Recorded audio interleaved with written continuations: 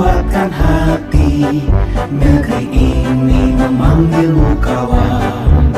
Belajar bergerak berbagi untuk negeri. Guru penggerak majukan pendidikan. Guru penggerak menghamba para murid. Kreatif rancang pembelajaran. Hargai potensi, tingkatkan prestasi. Lahirkan profil pelajar Pancasila. Belajar bergerak berbagi untuk negeri. Kita menjalin kolaborasi. Belajar bergerak berbagi untuk negeri. Demi bakti pada Ibu Pertiwi.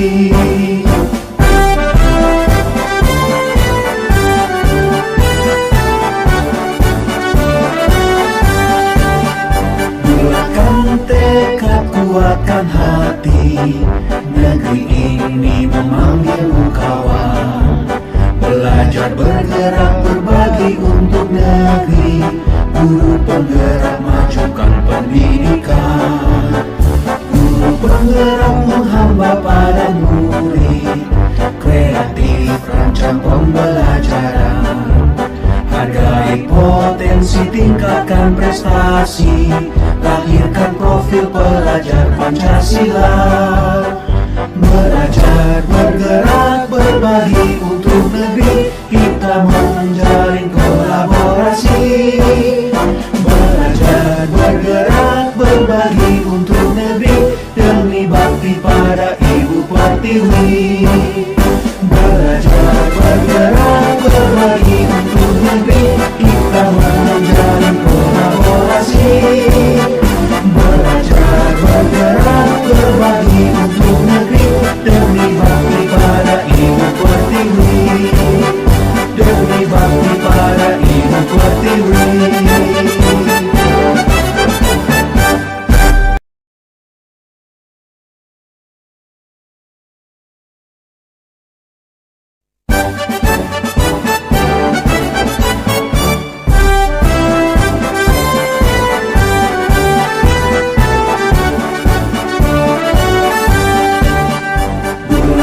Tekad kuatkan hati.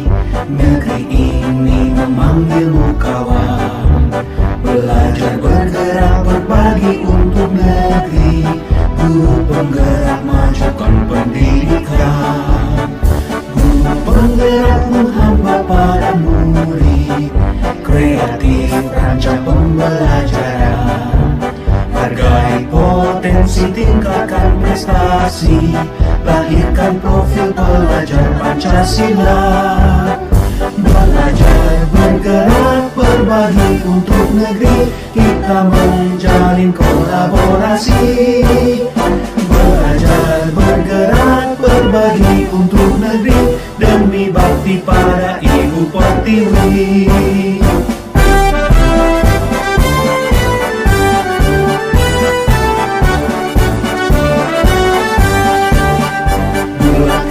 Tekad kuatkan hati.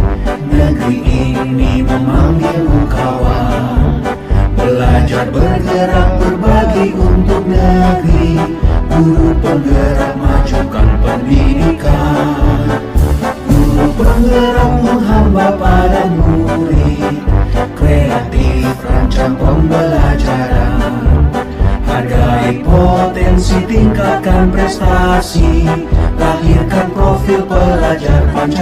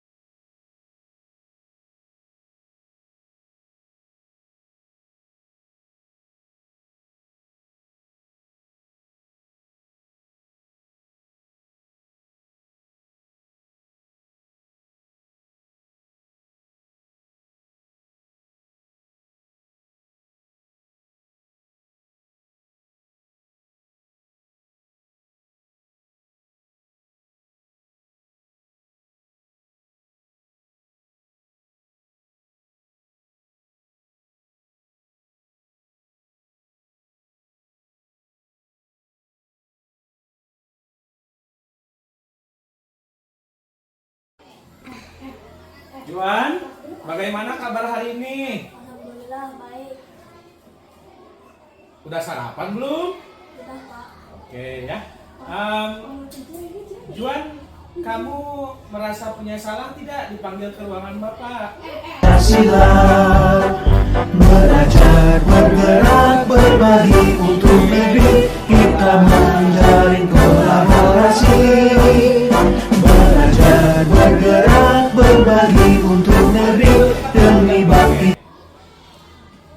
Iya, Kenapa alasan kamu tidak melaksanakan piket, Juan? saya buru-buru pulang ke rumah untuk menonton pertandingan sepak bola. Oh, sekarang sedang banyak pertandingan sepak bola ya? Berarti kamu buru-buru kemarin. Sebetulnya kamu tahu tidak sih keyakinan kelas yang sudah kita sepakati bersama? Apa itu? Melaksanakan kebersihan di kelas. Iya, kamu kan tahu keyakinan kita melaksanakan piket kelas ya. Baik, Bapak harap nanti kamu jangan diulangi lagi ya. Kamu kan sebagai ketua kelas harus bisa memberikan contoh yang baik untuk kawan-kawan kamu semuanya ya. Sekarang kamu silakan lanjutkan istirahat, kemudian masuk kembali ke kelas ya. Jangan diulangi apa yang menjadi kesalahan kamu tadi. Baik, makasih ya. Silakan.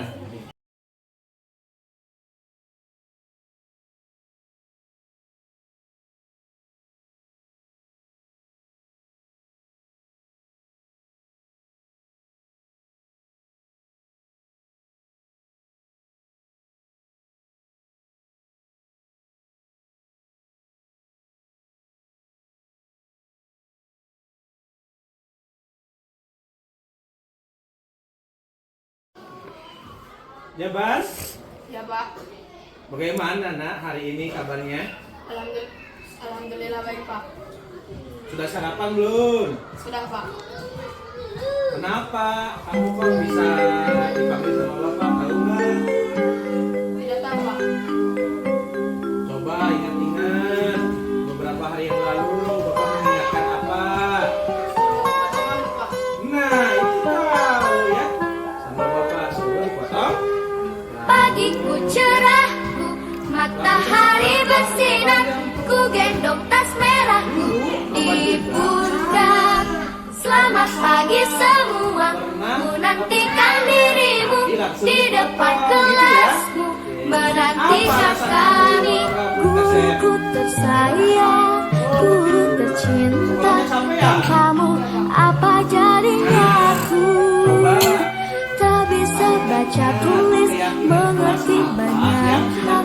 Guruku, terima kasihku. Nyatanya diriku kadang buatmu marah, namun segala maaf kau berikan. Ya, setiap siswa rambutnya harus rapi, gitu ya. Jadi Bapak harapkan siang ini rambutnya dipotong dan rapi.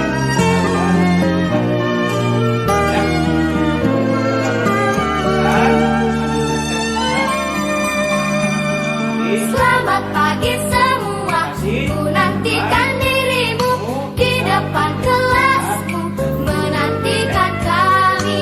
Guruku tersayang, guru tercinta, tanpamu apa jadinya aku? Merah. Tak bisa baca tulis, mengerti Biru. aku. Merah. Terima kasihku. Tidak mengakibatkan kerusakan Dirimu di berbagai tempat. kadang buatmu marah, namun segala maaf kau berikan. Kemudian terjadilah banjir. Banjir. Tanpamu apa jadinya aku? Tak bisa baca tulis, mengertinya kau. Terima kasihku, guruku tersayang, guru tercinta, tanpamu apa jadinya aku? Tak bisa baca tulis, mengerti banyak hal. Guruku, terima kasihku.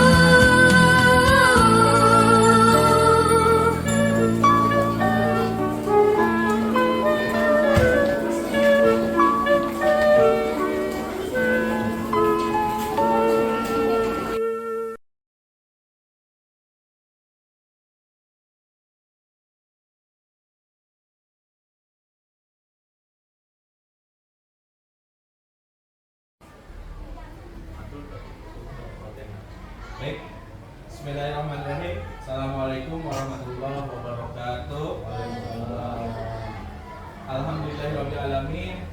Yang terhormat Bapak Kepala Sekolah, yang saya hormati Bapak dan Ibu Guru, keluarga besar SD Negeri 2 Cikarang.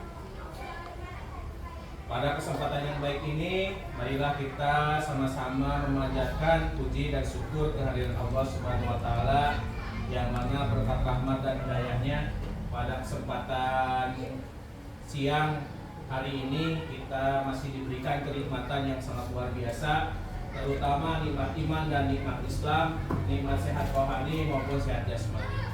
Sholawat dan salam semoga tetap tercurah limpahkan pada junjungan kita semua, panutan kita semua, Nabi Agung, Nabi akhir zaman, Nabi Muhammad Sallallahu Alaihi Wasallam, pada keluarganya, pada sahabatnya, dan tak lupa kepada kita selaku umatnya, mudah-mudahan di yaumil akhir mendapat syafaat darinya. Amin.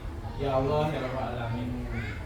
Bapak dan Ibu Guru yang saya hormati, mengawali kegiatan yang baik ini, mari kita sama-sama buka dengan membacakan basmalah. Bismillahirrahmanirrahim.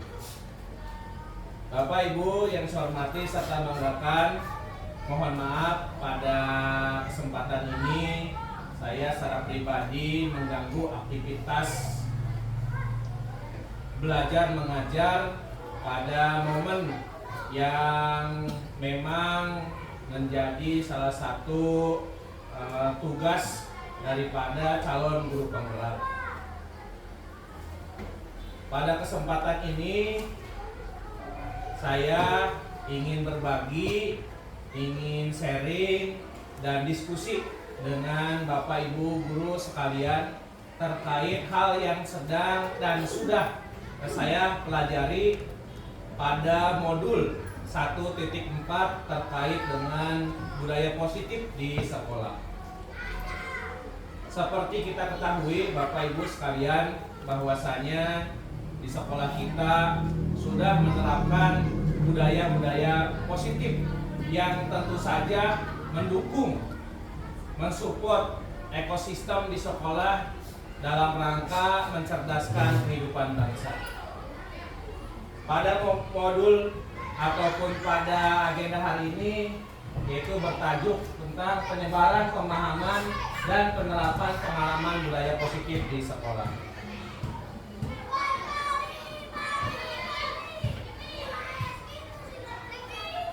Sebelum beranjak kepada hal-hal yang lebih jauh, ada pertanyaan pemantik untuk Bapak dan Ibu Guru, termasuk untuk saya secara pribadi, yaitu terkait setuju atau tidak. Ini tidak perlu dijawab, hanya mungkin dalam hati kita masing-masing saja, karena mungkin nanti ketika lebih jauh saya menjelaskan itu Bapak Ibu akan menemukan jawabannya seperti apa. Setuju dan tidak setuju. Yang pertama, ini boleh dijawab dalam hati masing-masing. Hukuman dapat mendisiplinkan anak. Nih ya. Jadi silakan dikunci jawabannya apakah saya setuju atau tidak. Yang kedua, pemberian dengan hukuman dengan hal positif seperti membaca atau membersihkan halaman sekolah dapat meningkatkan kedisiplinan anak. Ini setuju tidak? Apabila kita memberikan hukuman hal yang positif, contohnya membaca ataupun membersihkan halaman sekolah, kita setuju ataupun tidak? Silakan dikunci jawabannya yang kedua. Dan yang ketiga, memberi penghargaan dapat meningkatkan motivasi belajar anak. Jadi ketika kita memberikan reward, memberikan penghargaan, memberikan hadiah, itu apakah akan meningkatkan motivasi belajar anak ataupun tidak? Seperti itu. Ini mohon Bapak Ibu sekalian jawabannya bisa dikunci dalam hati masing-masing. Pada kesempatan ini saya ingin sharing, ingin berbagi, ingin diskusi dengan Bapak Ibu sekalian. Yang pertama tentang perubahan paradigma belajar, yang kedua terkait dengan disiplin positif, yang ketiga nilai-nilai kebajikan, yang keempat kebutuhan dasar manusia, yang kelima adalah motivasi perilaku manusia, yang keenam posisi kontrol guru, ketujuh keyakinan kelas, dan yang kedelapan adalah segitiga restitusi. Ini hal yang akan kita diskusikan bersama-sama dalam bingkai besarnya, yaitu terkait dengan budaya positif di sekolah. Beranjak kepada yang pertama, Bapak Ibu sekalian, terkait dengan pembelajaran dengan paradigma baru. Ini adalah merupakan pembelajaran yang dirancang berdasarkan prinsip pembelajaran berdiferensiasi. Jadi dalam kurikulum Merdeka kita menerapkan tekniknya, metodenya, ataupun cara kita menyampaikan materi itu berdasarkan pembelajaran berdiferensiasi. Different itu berasal dari bahasa Inggris, artinya berbeda. Hal ini dimaksudkan adalah kita memberikan materi ataupun pelajaran itu sesuai dengan kebutuhan para siswa itu sendiri. Anak ini ditekankan kepada hal yang memang menonjol pada dirinya. Misalnya si A ini suka hobi dan dia menyenangi matematika. Kita sebagai bapak dan ibu guru itu harus memberikan treatment yang sesuai dengan kebutuhannya. Jadi ada penekanan khusus kepada siswa tersebut. Yang akhirnya apa? Yang akhirnya ketika pemberian diferensiasi ini diterapkan sesuai dengan kebutuhan murid, maka akan mencapai ataupun maksud dan tujuan daripada kurikulum Merdeka adalah mewujudkan profil pelajar Pancasila. Ya, mungkin ini tidak asing lagi. Apa saja profil pelajar Pancasila itu? Yang pertama, beriman, bertakwa kepada Tuhan Yang Maha Esa dan berakhlak mulia. Kemudian yang kedua, berwawasan global. Yang ketiga, bergotong royong. Yang keempat, kreatif. Yang kelima, bernalar kritis. Dan yang keenam adalah mandiri. Inilah maksud dari pembelajaran paradigma baru. Tujuannya untuk mewujudkan profil pelajar Pancasila. Seperti itu. Dilanjutkan Bapak Ibu sekalian.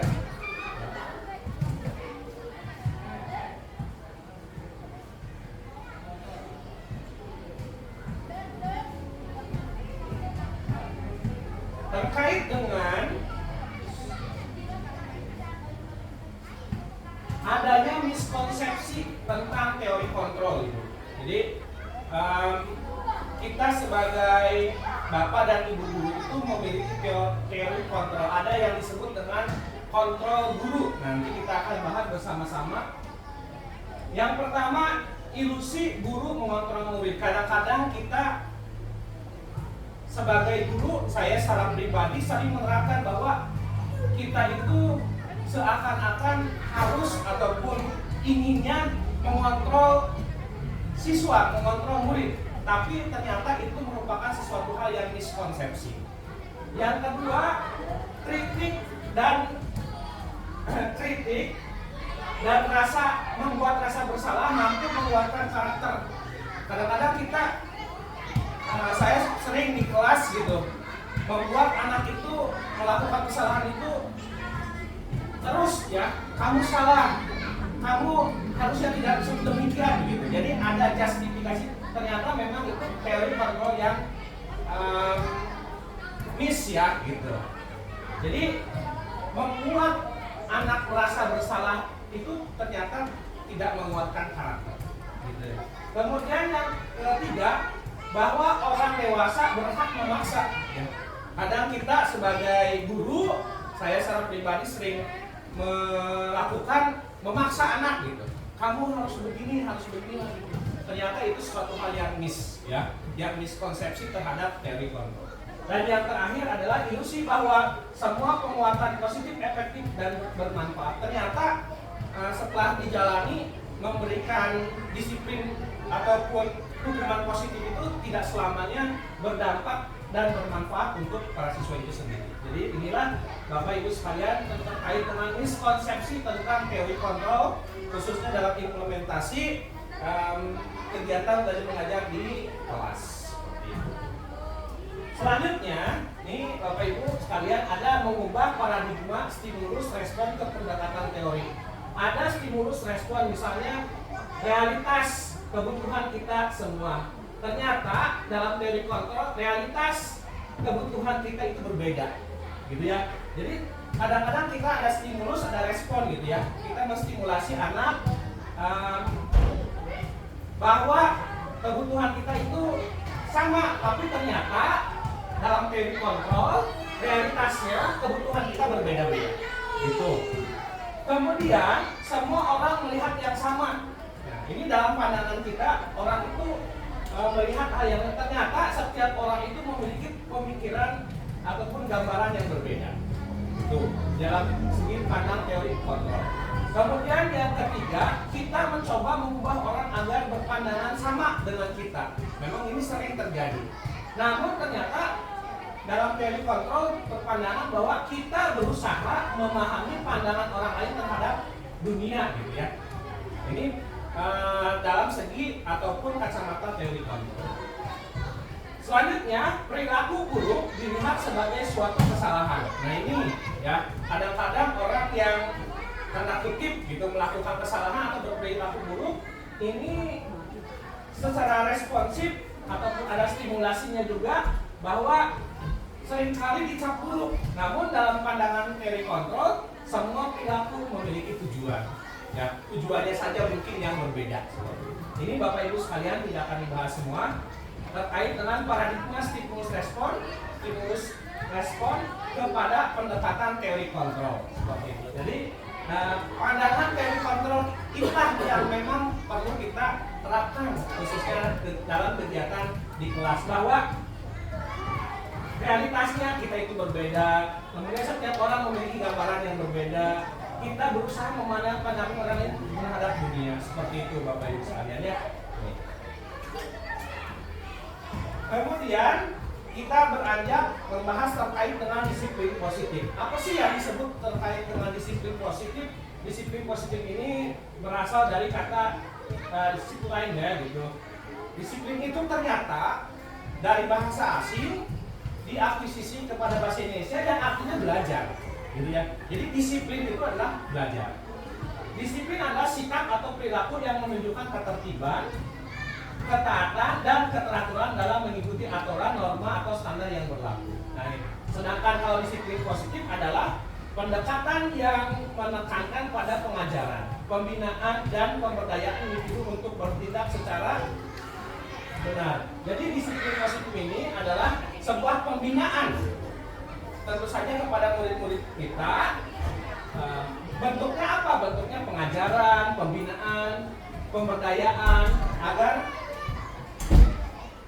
anak-anak kita bisa bertingkah laku secara benar. Bukan sekadar menghukum, bukan sekadar menghukum atau mengendalikan perilaku yang salah. Ini dimaksud daripada disiplin positif. Adapun tujuan disiplin positif adalah membantu individu seperti anak ataupun karyawan mengembangkan pemahaman yang jelas tentang perilaku yang diharapkan dan memberi mereka alat untuk membuat keputusan yang baik. Jadi dengan adanya disiplin positif ini, nanti anak didik kita, murid-murid kita itu menjadi ataupun memiliki keputusan yang baik nantinya. Keputusan yang baik apa? Keputusan yang baik dalam menentukan langkah terhadap apa yang telah dia lakukan sebelumnya. Jadi disiplin positif. Bapak Ibu sekalian, ini ada nilai-nilai kebajikan. Nilai-nilai kebajikan, contohnya dalam sebuah institusi ataupun lembaga, termasuk di kelas ya. Kalau semuanya profil pelajaran Pancasila tadi ya, Bapak Ibu sekalian, bahwa beriman, bertakwa, berkebinekaan global itu merupakan nilai-nilai kebajikan di sekolah. Ada juga IBO Premiers Program. Ini nilai-nilai kebajikannya misalnya toleransi, rasa hormat, integritas, mandiri, menghargai, antusias, empati, keingintahuan, kreativitas, kerjasama, percaya diri, dan komitmen. Ini ya. Kemudian keterampilan hidup ataupun life skill ini dapat dipercaya. Kemudian lurus hati, pendengar yang aktif, tidak merendahkan orang lain, dan memberikan yang terbaik dari diri. Seperti itu. Ini adalah nilai-nilai kebajikan yang memang bisa kita tanamkan kepada murid-murid kita. Ya. Ini terkait dengan profil pelajar Pancasila. Ini IBO primary years ya. Jadi primary years itu adalah tahun awal seperti itu. Ini biasanya ditingkatkan kelas 1, kelas 2, kelas 3 gitu di TK, di Kober. Ini penanaman terkait dengan toleransi, rasa hormat, integritas, mandiri. Kemudian keterampilan hidup, nah ini atau life skill yang memang berhubungannya dengan dunia sosial, nilai-nilai kebajikan. Selanjutnya, Bapak Ibu sekalian, kita beranjak skip saja terkait dengan 5 kebutuhan dasar manusia. Ternyata dalam teorinya manusia itu memiliki 5 kebutuhan dasar, Bapak Ibu sekalian. Yang pertama itu kebutuhan bertahan hidup, ya. Itu adalah secara naluriah kita, dasar kita. Itu mempertahankan hidup adalah merupakan kebutuhan. Kemudian kebutuhan kasih sayang dan rasa diterima, ya, saling mencintai satu sama lain, kemudian saling mengasihi, itu merupakan kebutuhan dasar kita. Kemudian penguasaan. Penguasaan ini terkait dengan ilmu pengetahuan, teknologi, kemudian situasional, sosial dan lain sebagainya. Ini merupakan salah satu dari 5 kebutuhan dasar manusia. Kebebasan, ya. Ini kita juga memiliki kebebasan. Dan yang terakhir adalah kebutuhan dasarnya adalah berbentuk kesenangan. Jadi ya Bapak Ibu sekalian, ini adalah kebutuhan dasar manusia yang ada tentu saja melekat dalam diri kita masing-masing. Ya, ini 5 kebutuhan dasar manusia. Tadi bertahan hidup, yang ini kurang jelas, mohon maaf. Misalnya makanan, pakaian, tempat tinggal, keamanan, ini termasuknya pada bertahan hidup. Kemudian kasih sayang, rasa diterima, dipedulikan, berbagi, kerjasama, menjadi bagian dalam kelompok, ini adalah berbentuk kasih sayang. Penguasaan, harga diri, keringin untuk dianggap, memimpin, berprestasi, diakui dan didengar. Ini adalah salah satu contoh dari penguasaan. Dan yang keempat, kelima, kesenangan, kebebasan, contohnya mandiri, memiliki pilihan, mencoba hal baru, mampu mengendalikan arah dirinya, itu masuk pada kebebasan. Dan yang terakhir adalah kesenangan, bermain, humor, antusias, dan tertawa, itu adalah salah satu kebutuhan yang terakhir, kebutuhan manusia. Jadi wajar ya Bapak Ibu sekalian, ketika kita ingin main, ingin ngobrol, ingin humor, ingin bercanda, itu merupakan salah satu kebutuhan kita, gitu ya, yang memang tidak bisa kita elakkan. Kalau kita ingin dicintai, disayangi dan lain sebagainya, itu juga merupakan hal yang wajar, hal yang memang menjadi bagian daripada kehidupan kita. Selanjutnya beranjak kepada motivasi perilaku manusia. Bapak Ibu sekalian, ternyata pada dasarnya motivasi dalam diri manusia itu terdiri dari perilakunya, terdiri dari 3 ya, dorongannya. Yang pertama, dorongan untuk menghindari ketidaknyamanan atau hukuman. Jadi orang itu melakukan sesuatu hal itu memang karena menghindari ketidaknyamanan atau hukuman. Jadi kita berperilaku A, itu tujuannya, motivasinya untuk menghindari ketidaknyamanan ataupun hukuman. Begitu. Yang kedua, untuk mendapatkan imbalan atau penghargaan dari orang lain. Kita melakukan sesuatu hal, apapun itu, motivasinya, terkadang itu ingin mendapatkan imbalan ataupun penghargaan dari orang lain. Gitu ya. Contoh sederhananya, kita mengikuti lomba. Mengikuti lomba itu motivasinya pasti untuk mendapatkan imbalan dan hadiah ataupun reward, penghargaan.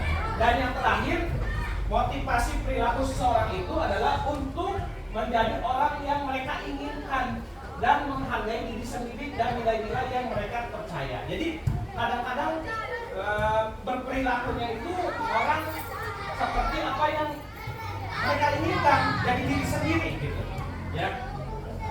dengan nilai-nilai yang dia percayai. Nah, saya mah inginnya begini apa adanya seperti itu adalah salah satu motivasi dalam berperilaku. Nah, dari ketiga perilaku manusia ini, itu yang pertama dan yang kedua itu timbulnya dari luar, gitu ya. Adanya hukuman itu kan dari luar. Kemudian ingin adanya imbalan ataupun penghargaan itu dari luar. Jadi ada support system yang mendukung dari luar. Makanya ini disebut dengan motivasi ekstrinsik. Dan yang ini, yang ketiga itu disebutnya motivasi intrinsik karena memang dalam dirinya gitu, ada dalam dirinya, disupport oleh dirinya sendiri. Seperti itu Bapak Ibu sekalian. Nah ini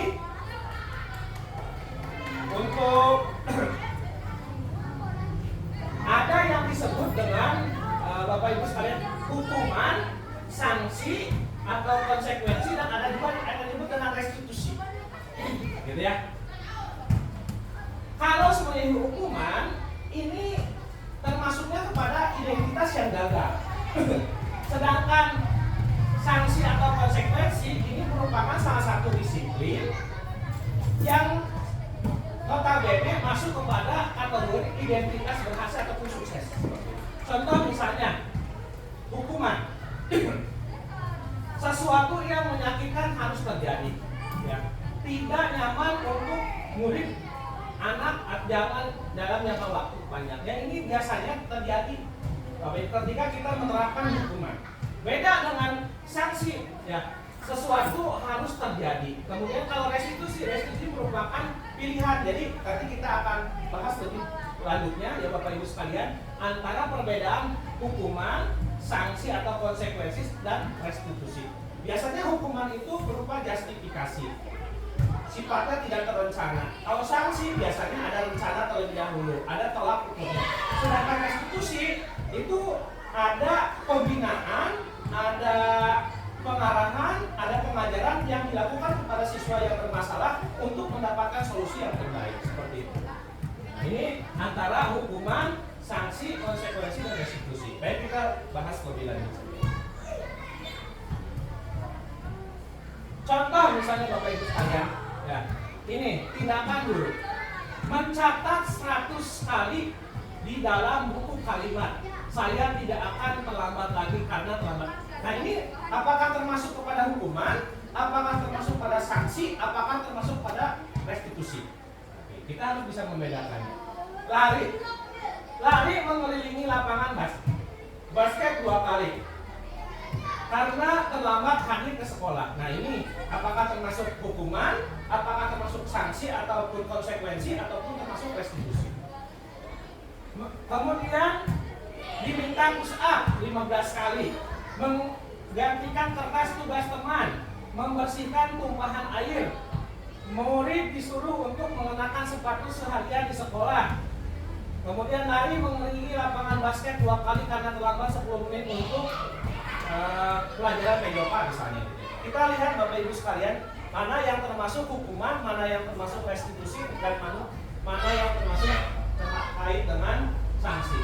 Ternyata mencatat 100 kali dalam buku kalimat itu adalah bentuknya hukuman Bapak Ibu sekalian, ya, menghukum anak. Karena biasanya hukuman itu tidak terencana. Harus tulis dalam 100 kali saya tidak akan membuang sampah sembarangan gitu. Ini hukuman. Lari mengelilingi lapangan basket 2 kali karena terlambat hadir di sekolah, ini juga berbentuknya hukuman. Punishment berarti. Murid diminta untuk push up 15 kali karena tidak menggunakan masker di sekolah. Ini juga hukuman. Karena tadi seperti saya bilang, hukuman itu biasanya tidak tercatat seperti ini. Tidak ada komitmen sebelumnya. Menggantikan kertas tugas teman yang telah dicoret-coret. Nah, kalau ini konsekuensi.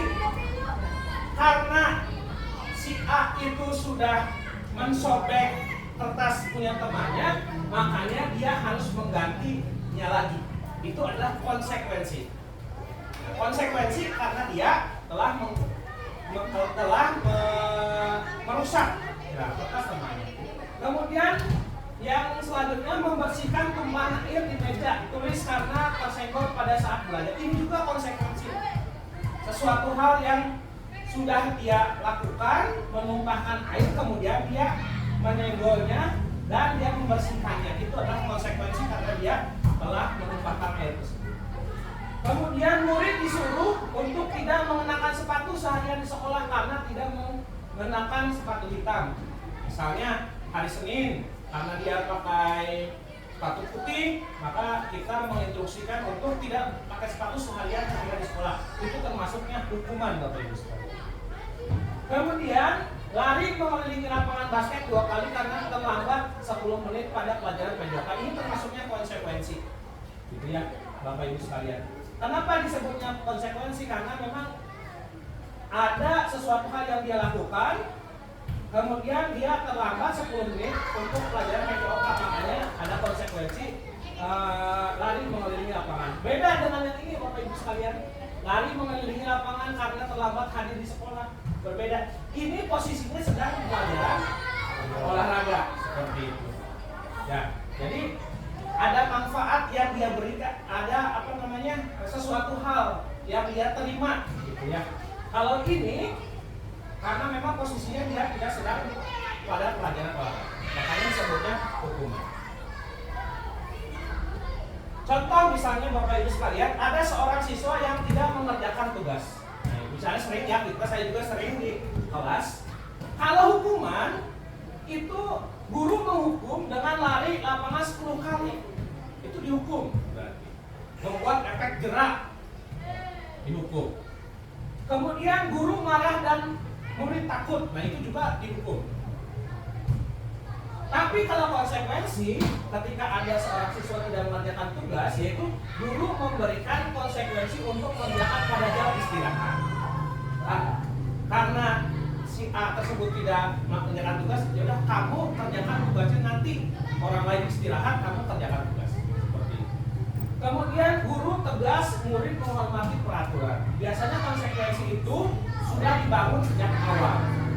Misalnya di keyakinan kelas gitu ya. Misalnya di awal pertemuan semester pertama biasanya kita melakukan kontrak dulu dengan para.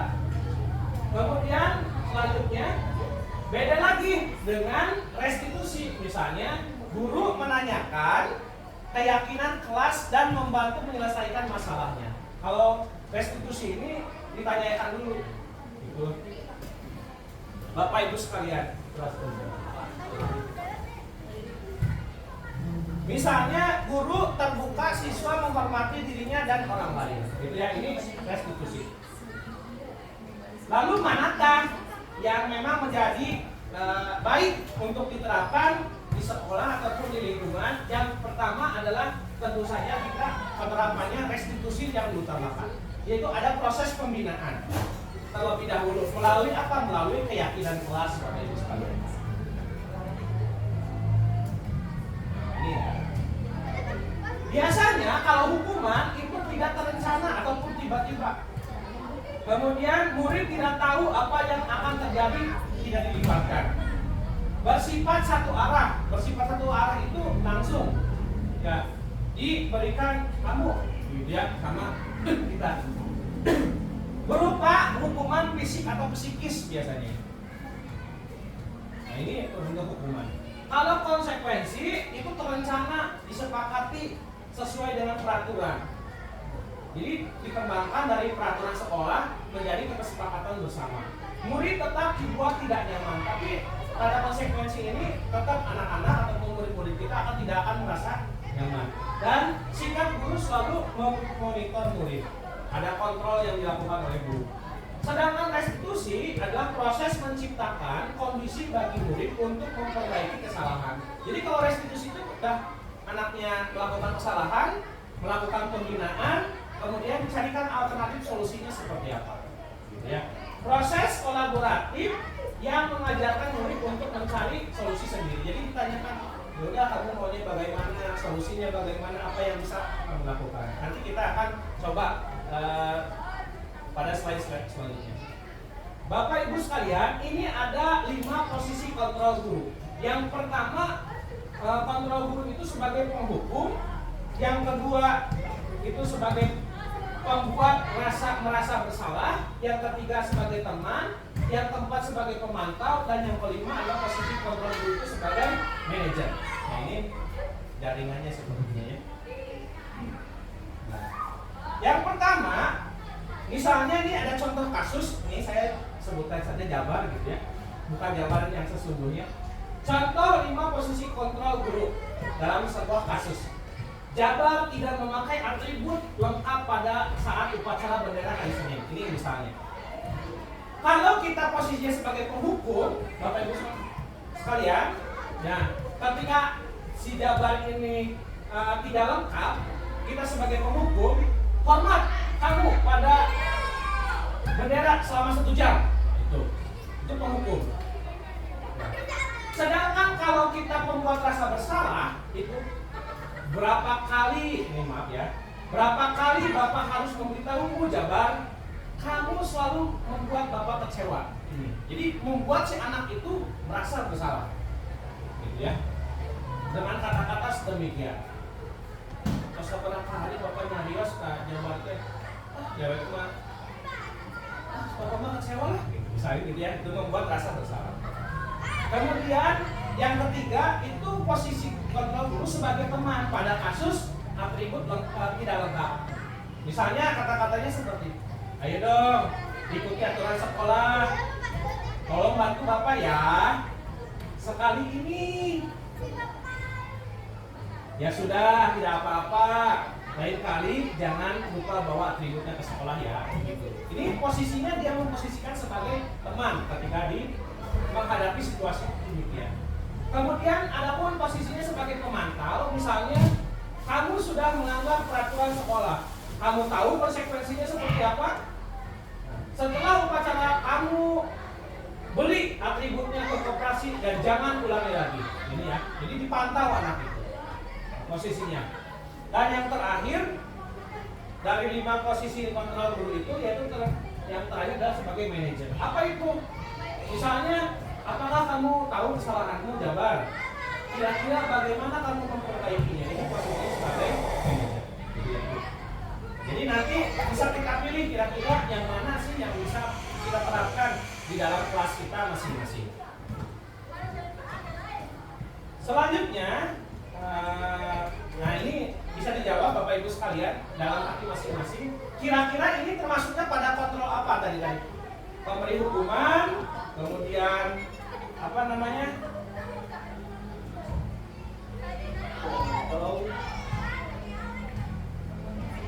Manajer, pemantau, teman, kemudian pembuat rasa bersalah. Ini masuknya kepada apa kira-kira? Yang pertama, kamu tidak pernah benar melakukannya. Hei, kamu Jabar, kamu tidak pernah benar melakukannya. Kira-kira ini sebagai apa Bapak Ibu? Pemberi rasa bersalah. Sebagai manajer kira-kira. Bukan ya? Kira-kira sebagai apa nih? Kamu tidak pernah benar melakukannya. Apakah sebagai hukuman? Apakah sebagai untuk memberi rasa bersalah? Atau sebagai teman? Atau sebagai apa kira-kira? Jadi kata-kata seperti ini. Kemudian saya kecewa sekali dengan kamu. Ini termasuk memberi rasa bersalah ya. Jadi kemudian ayolah lakukan demi Bapak dan Ibu guru. Ini apa? Keren ini sebagai apa rencanamu untuk menyelesaikan masalah ini? Manajer gitu ya. Kamu tidak pernah mendapat nilai jika tidak mengerjakan tugas. Hukuman ya, Bapak Ibu. Ini ada apa namanya? Ada konsekuensi. Mati.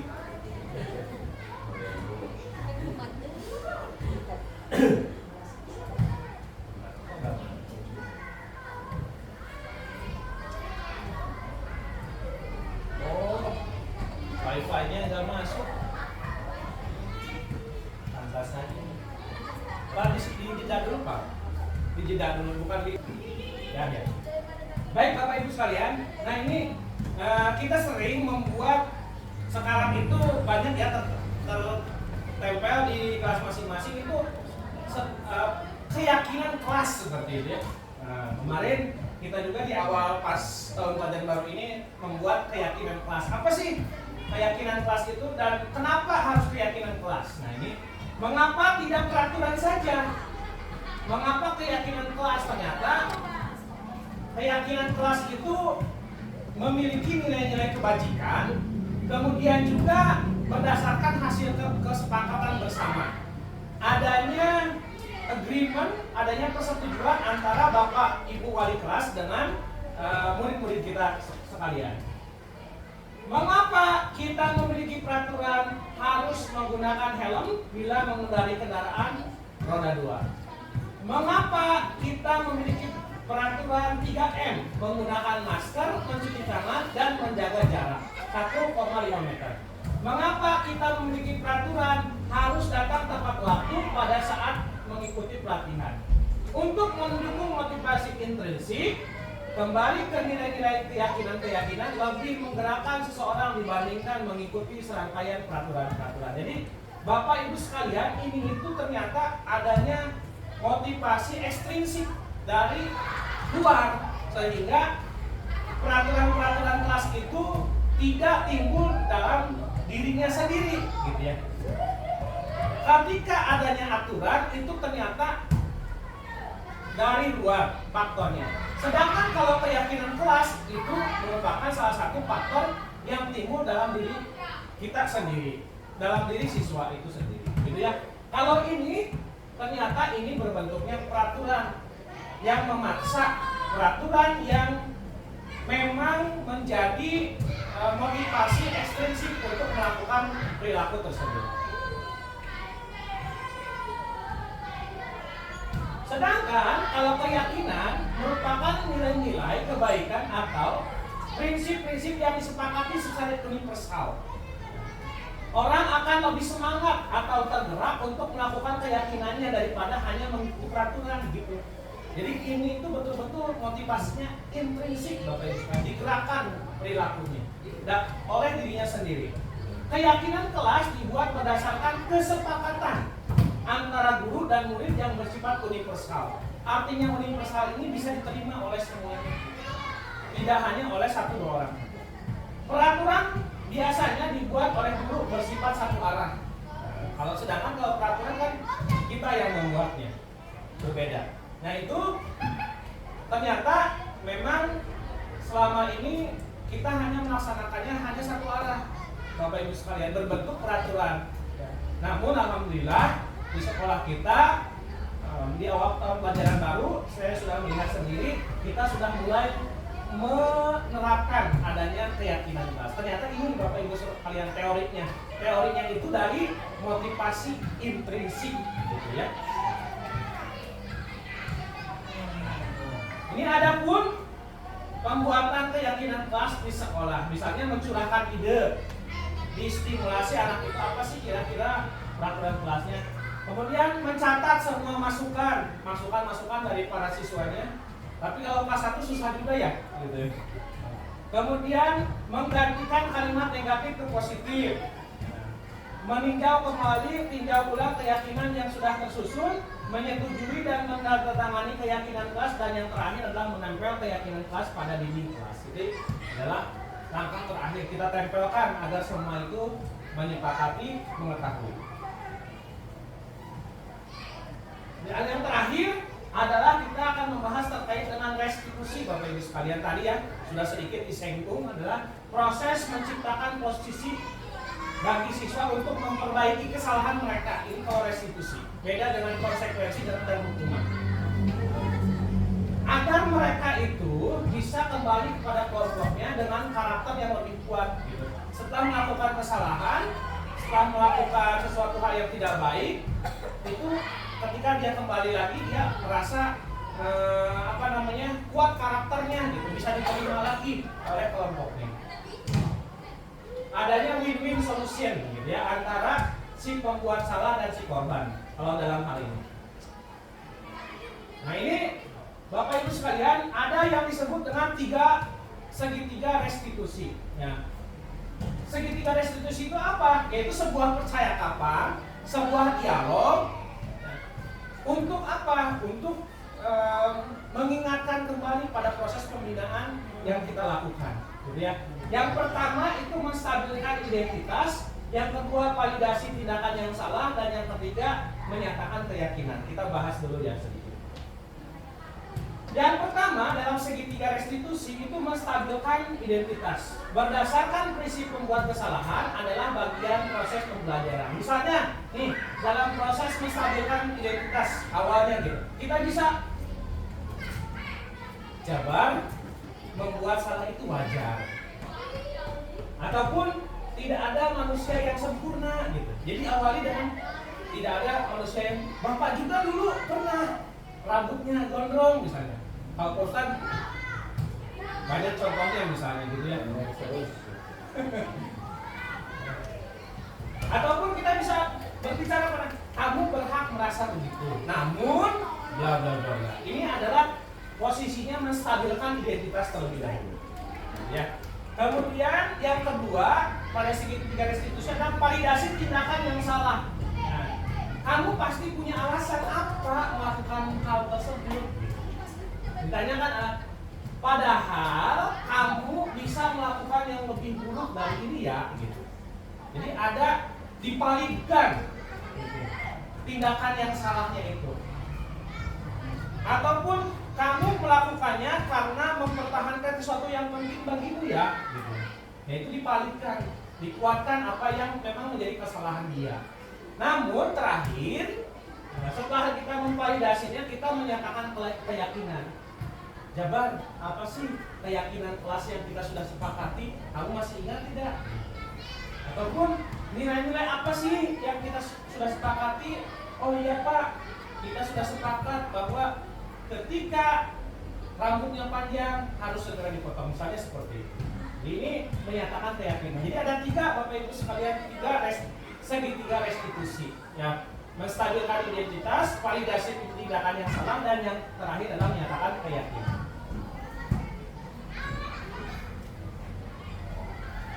Ini biasanya ada hal-hal yang tidak terduga Bapak Ibu sekalian. Setiap guru harus bisa memposisikan dirinya pada suatu masalah.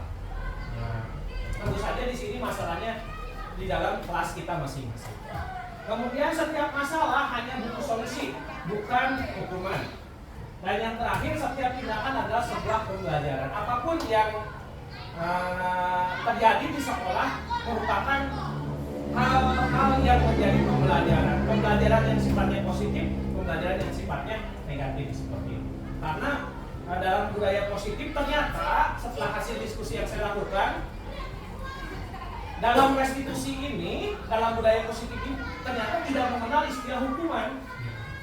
Mengenalnya adalah istilah restitusi. Ya.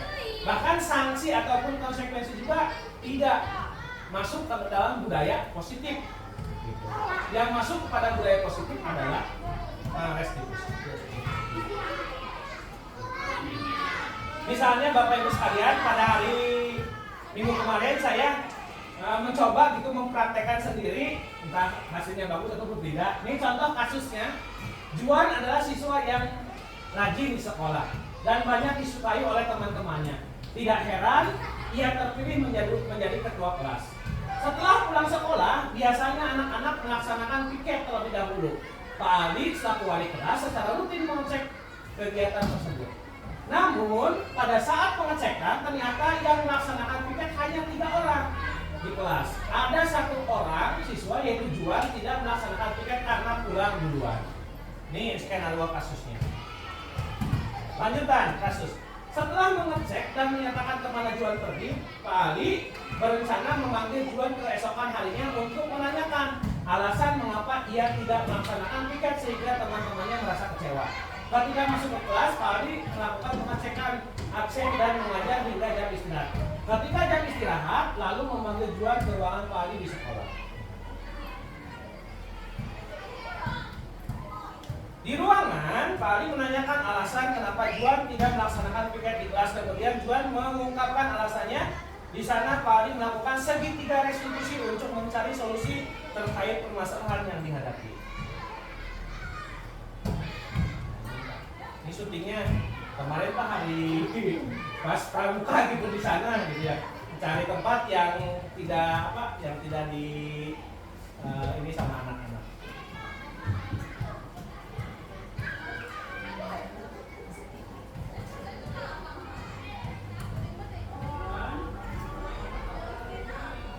Nah ini contoh penerapan segitiga restitusi ya seperti itu. Ini hanya praktek sebentar.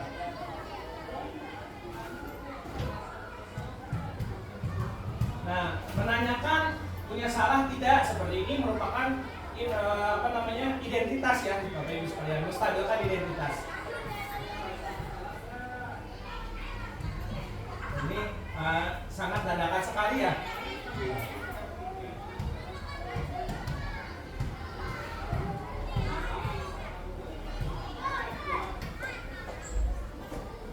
Jadi ditanyakan alasannya kenapa tidak piket, kemudian diberikanlah solusi ketika kedepannya harus melaksanakan piket seperti biasa. Seperti itu Bapak Ibu sekalian. Ini merupakan contoh sederhana atau simpel penerapan segitiga restitusi. Ini harus skip saja. Nah ini ya.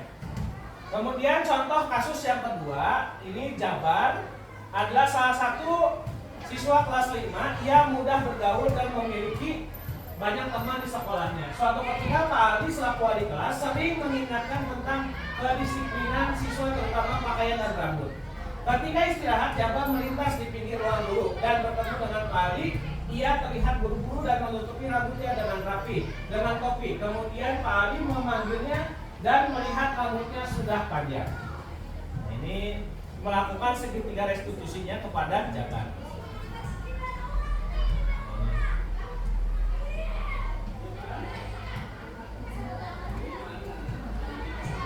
Ini contoh segitiga restitusi pada kasus rambut panjang Bapak Ibu sekalian ya. Ini syutingnya dadakan Pak. Bapak Ibu sekalian, tak banyak yang bisa sampaikan terkait dengan budaya positif di sekolah, terkait dengan modul 1.4 yang sedang dan telah saya pelajari selama kurang lebih 2 minggu ini. Kegiatan ini hanya sifatnya untuk berbagi, menyampaikan apa yang saya pahami, kemudian untuk memenuhi salah satu tugas akhir di modul 1.4 yaitu kegiatan aksi nyata. Barangkali ada yang di-sharingkan atau didiskusikan, silakan. Ada kritik ataupun saran yang tentu saja bisa membangun terkait dengan tugas yang sedang saya kerjakan terkait dengan budaya positif. Alhamdulillah ketika kita membahas visi misi budaya positif ini ternyata sudah masuk kepada profil pelajar Pancasila, yaitu beriman dan bertakwa, mandiri, kreatif, berwawasan global, dan tentu saja berprestasi seperti itu. Ya, Pak. Baik, Bapak Ibu sekalian, dicukupkan saja ya pada kesempatan ini. Terima kasih atas segala perhatiannya. Mohon maaf atas segala kekurangannya. Yang ini, wallahumma muwaffiq ila aqwamit thoriq. Billahi taufiq. Wassalamualaikum warahmatullahi wabarakatuh. Waalaikumsalam. Kita akhiri dengan sama-sama mengucapkan hamdalah. Alhamdulillahirabbil alamin. Stop. Stop. Stop.